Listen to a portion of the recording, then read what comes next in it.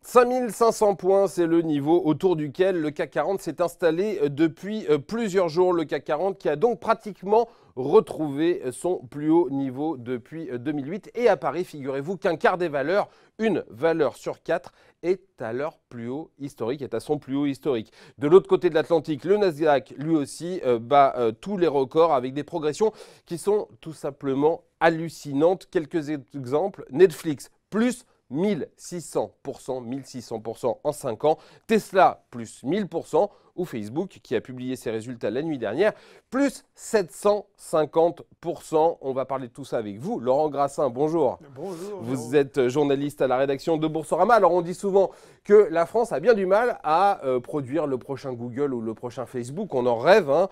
Et on peut aussi dire qu'il est difficile de retrouver à la Bourse de Paris des progressions aussi ahurissantes que celles que l'on voit sur certaines valeurs américaines et dont on vient de parler. Alors, c'est vrai que c'est difficile. On va revenir un peu sur le CAC 40, ce que vous disiez. Effectivement, il y a quand même des valeurs qui ont bien progressé depuis les 5 dernières années, depuis la fin de la crise également. Donc, il y a à peu près 10 valeurs. On va en citer quand même quelques-unes. Quelles sont les valeurs qui ont retrouvé leur top? On a une valeur qui ne déçoit jamais. On a Air Liquide, on a Airbus qui a repris à peu près à 200% sur les 5 dernières années. On a le luxe, hein, c'est vraiment la grande success story de cette année, LVMH, Kering.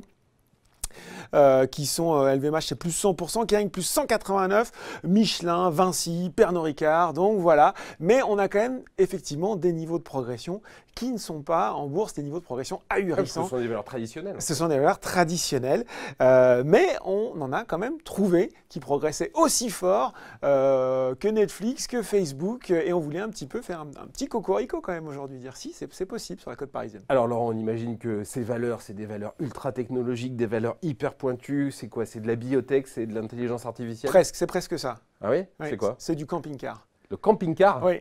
Aujourd'hui, la valeur, quand vous faites un petit screening qui a le plus progressé sur les 5 dernières années, c'est Trigano. Plus 1500%. 1500% voilà, pour donc, Trigano. Qui l'aurait imaginé? On arrive à faire aussi bien. C'est vraiment une histoire d'une petite entreprise qui n'est plus si petite maintenant, mais bien gérée, qui a su grandir par acquisition, qui a su se renforcer. Début d'année, ils ont acquis l'anglo-saxon Autosleepers, le slovène, attendez, je retrouve plus son nom, Adria. Voilà. Et puis, avec une histoire de croissance qui est quand même assez folle. Cette année, c'était 22,8% sur l'exercice qui était clos au 31 août dernier. C'est 1,7 milliard d'euros.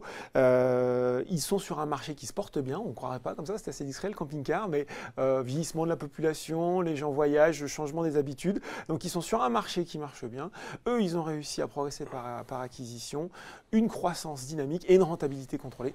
Voilà, belle success story à la française. Bon, le camping-car, c'est quand même un secteur hyper porteur, d'accord, mais c'est quand même un secteur de niche. Est-ce qu'il y a d'autres valeurs qui ont connu des progressions assez ahurissantes et qui ont encore du potentiel peut-être? Alors oui, est-ce que vous connaissez Eurofins, Jérôme? Oui, bien sûr. Eurofins, c'est des spécialistes du diagnostic. C'est la bioanalyse, voilà. Ils font les analyses biologiques quand on va faire des prises de sang. C'est plus discret que Air Liquide, que L'Oréal, mais Eurofins en fait est en bourse depuis à peu près 20 ans. Ils se sont commandé une petite analyse pour savoir effectivement qu'est-ce que ça avait donné, leur parcours boursier. Ils l'ont commandé à un cabinet anglo-saxon qui s'appelle Martin & Co. Et alors bon, déjà, la valeur a été introduite le 24 octobre 1997 aux alentours, à l'époque c'était en francs, mais je vous le fais en euros, c'était 1,83 €.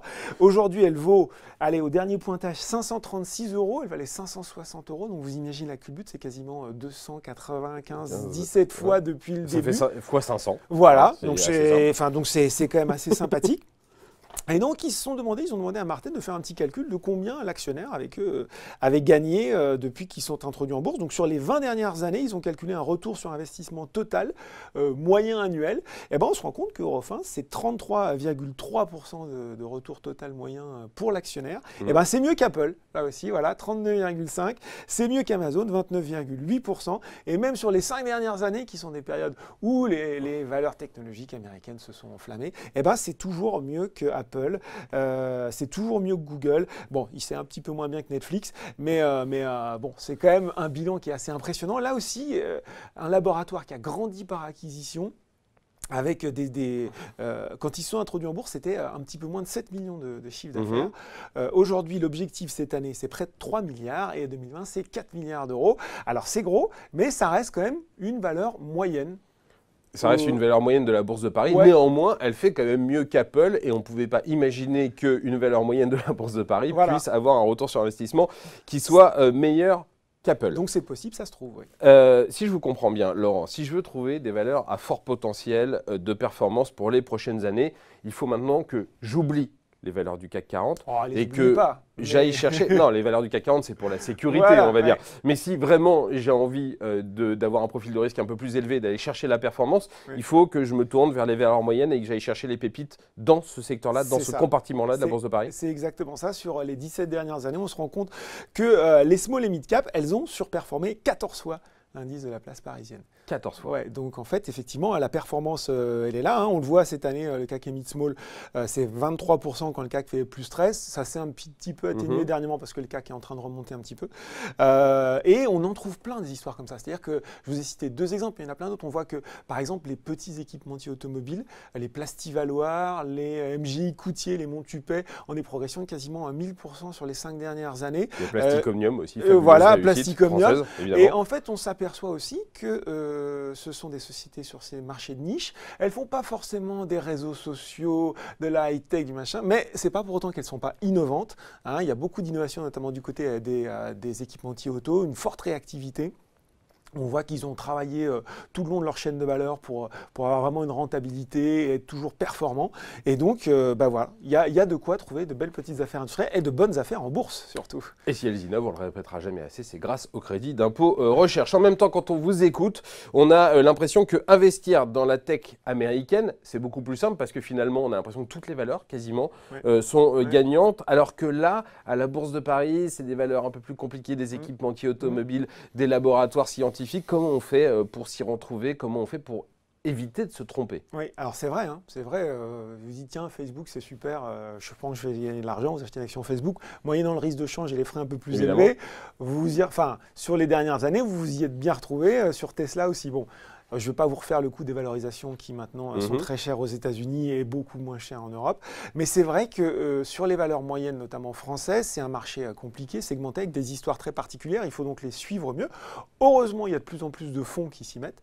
Donc ça, c'est quand même déjà une bonne nouvelle. Si vous pouvez déléguer ça à des gérants qui vont faire ça très bien. Et il y a des fonds qui performent d'ailleurs très bien. Et puis, il y a aussi pas mal d'analystes qui suivent beaucoup ce domaine. Je voudrais citer notamment Port Zampar, qui aide bien l'investisseur, parce qu'eux, ils font carrément une shortlist. C'est 5 valeurs qu'ils font arbitrer tous les mois. Ils ont sorti la nouvelle, on va en faire un article dans Boursorama très bientôt. En tout cas, la shortlist, elle gagne plus de 369% depuis janvier 2015. Presque x4 en 2 ans. Voilà, donc il y a quand même des façons assez simples, même si vous êtes en manque d'inspiration, d'aller chercher l'info et puis de trouver ces belles histoires, ces pépites françaises qui vont booster les performances de votre portefeuille. Et donc cette info, on peut la retrouver entre autres sous votre plume sur Boursorama. Merci beaucoup, Laurent Grassin, d'être venu dans Ecorama aujourd'hui. Merci Jérôme.